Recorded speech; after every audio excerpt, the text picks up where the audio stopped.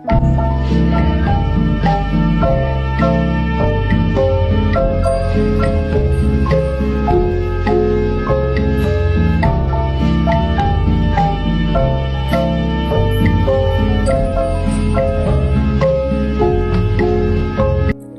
Givers, selamat datang kembali di podcast Suara Kita.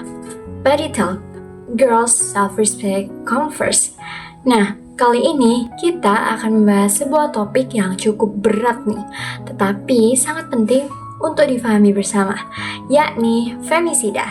Nah, dikutip melalui Mahkamah Agung Republik Indonesia melalui Pengadilan Khusus Negeri Surabaya, istilah femisida pertama kali digunakan oleh John Corey, yaitu merupakan seorang sejarawan Inggris tahun 1801 dalam bukunya A Satirical View of London at the Commencement of the 19th Century, untuk merujuk pada pembunuhan terhadap perempuan.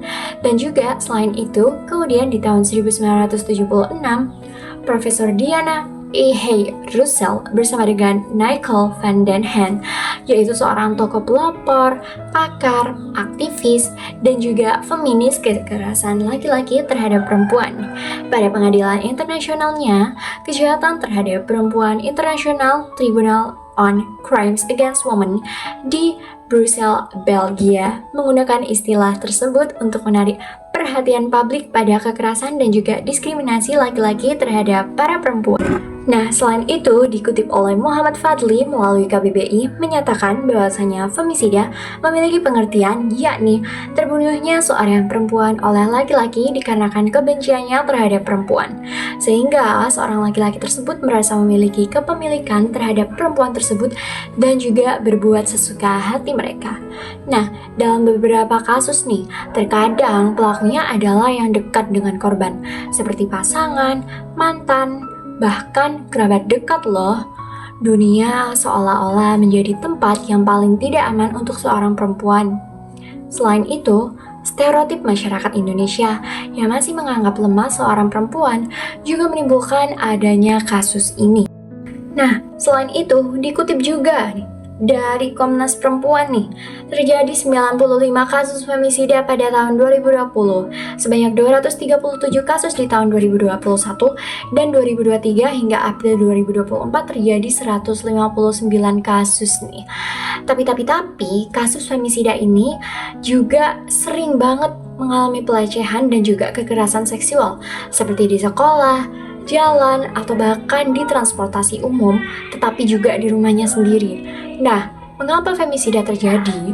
Femisida terjadi dikarenakan adanya beberapa hal nih, seperti yang pertama adalah kekerasan dalam hubungan intim. Yang kedua adalah banyaknya kasus menunjukkan bahwasanya perempuan dibunuh oleh pasangan yang ingin mengontrol mereka sendiri, semisal karena cemburu, penolakan untuk putus, atau bahkan kehilangan kendali atas korban. Kemudian untuk kasus berikutnya adalah adanya budaya patriarki yang kuat nih.